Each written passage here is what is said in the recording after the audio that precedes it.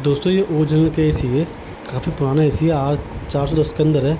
इसी cooling coil leakage हो गई 2-3 जगह से, तो अब सीजन डाउन हो रहा है। 2-3 महीने सर कह रहे चला दो उसको, बाकी मैं पूरी कोशिश कर रहा हूँ उसको चल जाए इसके अंदर, क्योंकि काफ़ी जड़ में लीकेज है, पत्ती के अंदर है दोस्तों लीकेज, क्योंकि 2 जगह लीकेज है। और मैं कोटिंग वोटिंग करके रिपेयर कर दूँगा। और इधर भी लीकेज था दोस्तों, मैंने इधर भी रिपेयर कर दिया है। अब बाकी देखते हैं क्या रिस्पॉन्स आता है गैस डालने के बाद। बाकी कोशिश तो पूरी करी हम दोस्तों, चल जाइए। ओरिजिनल का R410 के अंदर है दोस्तों, तो मैं रिपेयर कर दिया।